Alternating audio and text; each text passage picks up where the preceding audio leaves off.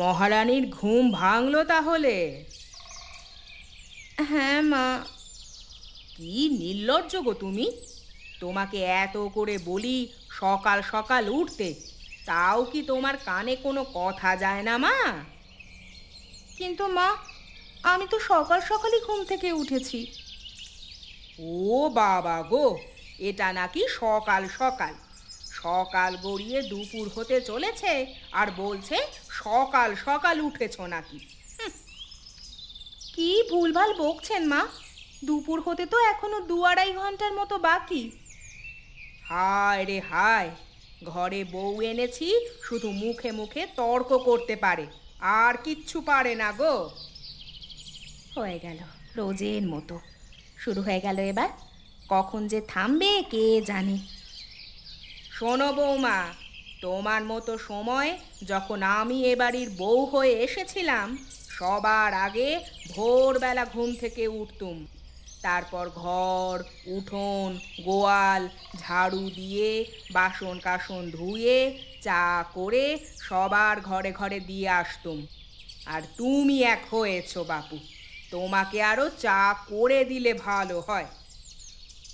হ্যাঁ মা, একদম আমার মনের কথা বলেছেন আপনি।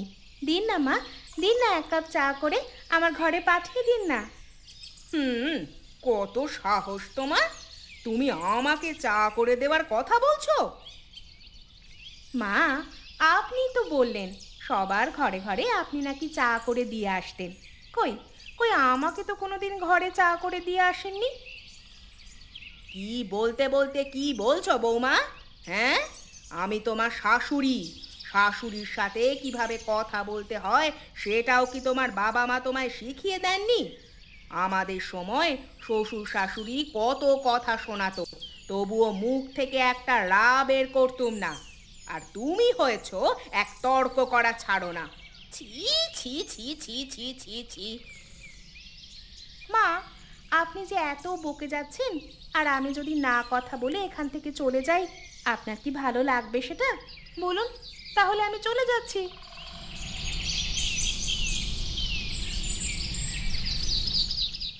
কথা কিছু কম জানো না দেখছি। যাও, চা করে আমার ঘরে দিয়ে যাও দেখি।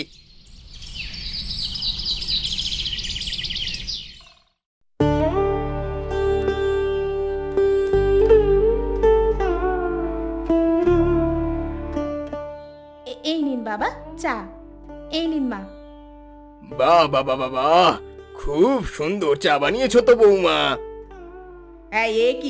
এ কি বৌমা, তুমি দাঁত কেলিয়ে কেলিয়ে শ্বশুরের সামনে এভাবে হাসছো কেন? আমাদের সময় শ্বশুর শাশুড়ির সামনে হাসা তো দূরের কথা, মুখ তুলে তাকাতেও পারতাম না। এত সম্মান করতুম শ্বশুরকে। আর তুমি এক হয়েছো, কি ধাতু দিয়ে যে গড়া তুমি কে জানে। মা, আমি বাবার সামনে হাসলাম বলে বাবাকে সম্মান করি না, এটা আপনাকে আবার কে বললো?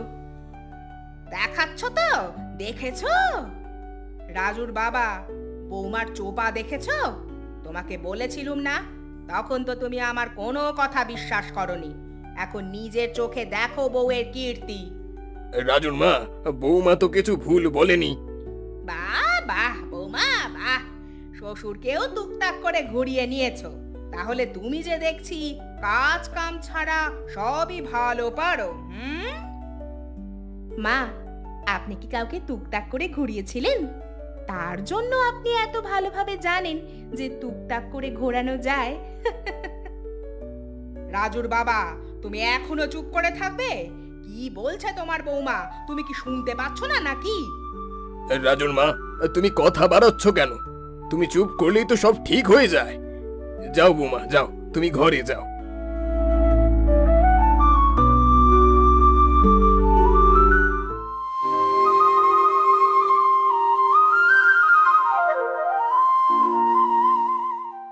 করছো বৌমা?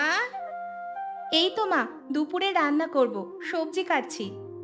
বাহ বাবা বৌমা বাহ, রান্না করবে? তা কি রান্না করবে? একবার শাশুড়িকে জিজ্ঞেস করনি তো? বলি জিজ্ঞাসা করা উচিত বলে মনে করনি নাকি?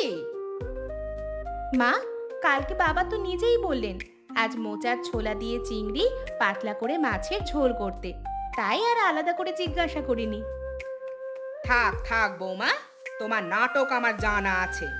আসলে জিজ্ঞাসা করবার কোনো ইচ্ছাই তোমার ছিল না। এখন তো আর বাড়ির কিছুতেই আমার মতামতের দরকার নেই, তাই না?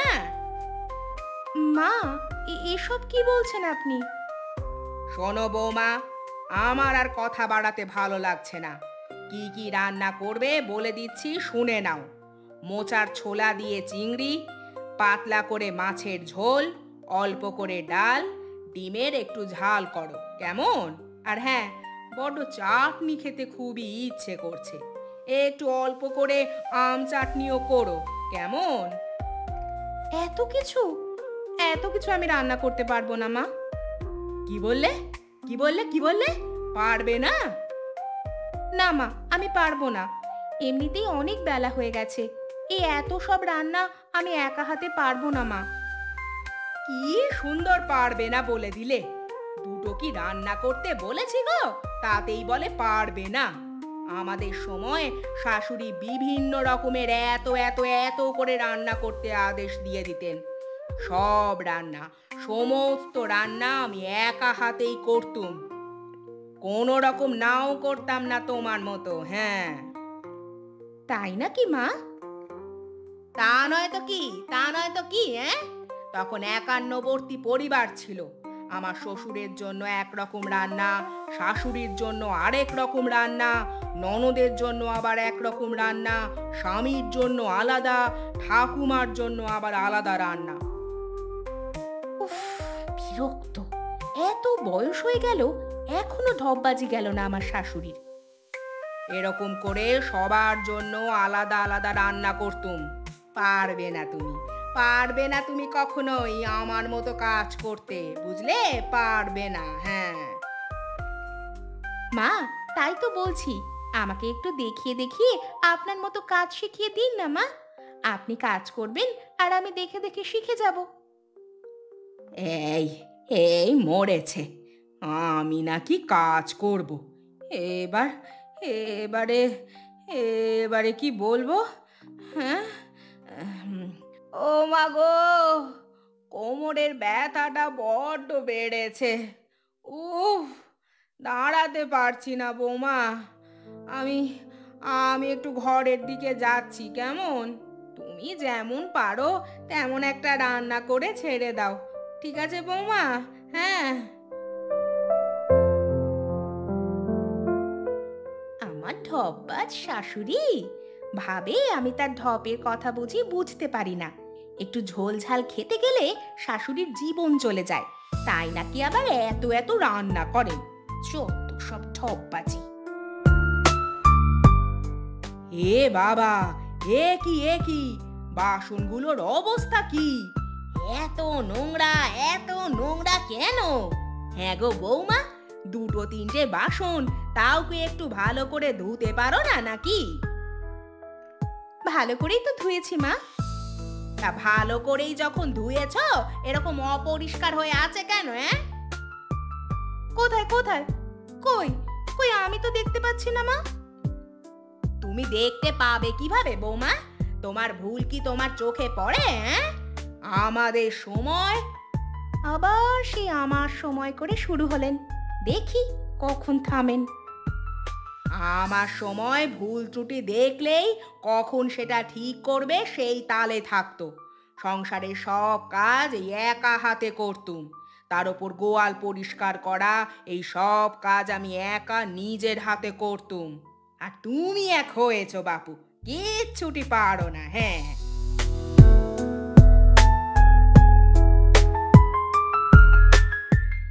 আর ভালো লাগে না এই বিরক্তিকর কথা শুনতে রোজ রোজ।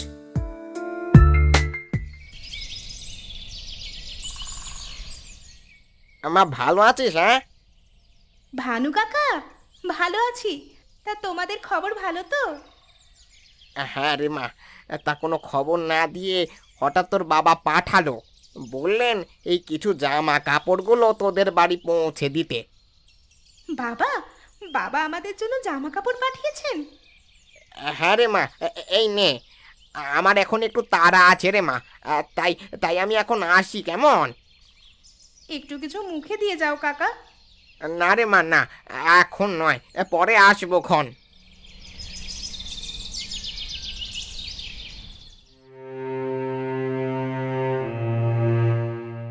কই কই দেখি দেখি তোমার বাপ সবার জন্য কি জামা কাপড় পাঠিয়েছে, দেখি দেখি। হ্যাঁ হ্যাঁ হ্যাঁ মা, দেখুন না দেখুন, এই তো দেখুন। এ বাবা, এটা শাড়ি? এটা এরকম কেন বৌমা?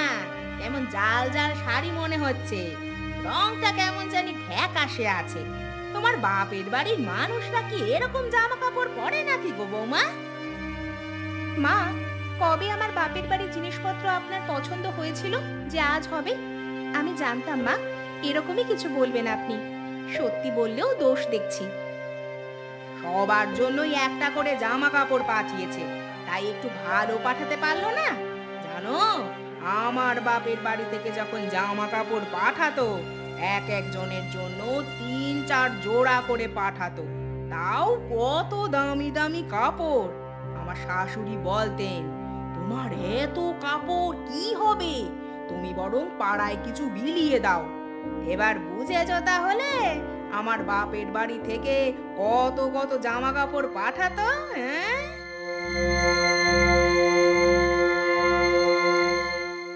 কি হয়েছে কি? হ্যাঁ, কি এত শোনাচ্ছ বৌমাকে?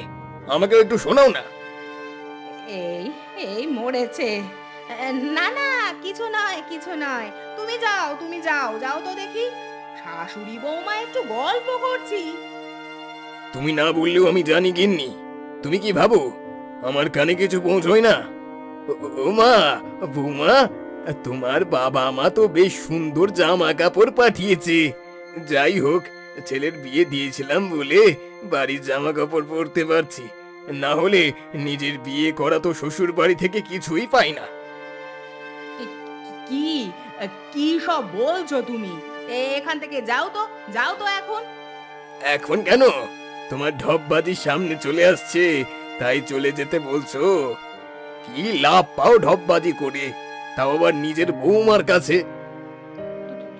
তুমি তুমি তুমি আমাকে এভাবে বলছো? হ্যাঁ বলছি, অনেক ঢপবাজি করেছো এতদিন, আর নয়, এবার বন্ধ করো। আমি ক্লান্ত এসব শুনে শুনে। কিন্তু বাবা, আমি ক্লান্ত হইনি। মানে মানে তুমি জানতে বৌমা আমি ঢপবাজ? হ্যাঁ মা, আমি জানি, আমি সবটাই জানি মা। বাবা আমাকে সব আগেই বলে দিয়েছিলেন।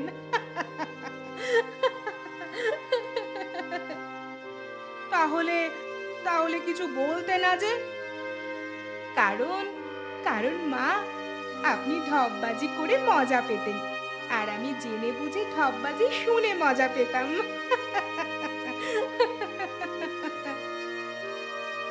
তুমি শুধু ঘরে চলো একবার, তারপর তোমার দেখাচ্ছি মজা। তোমার সত্যি কথা বলা আজ আমি বের করছি, চলো একবার ঘরে। এই মরেছে, এবার কি হবে আমার?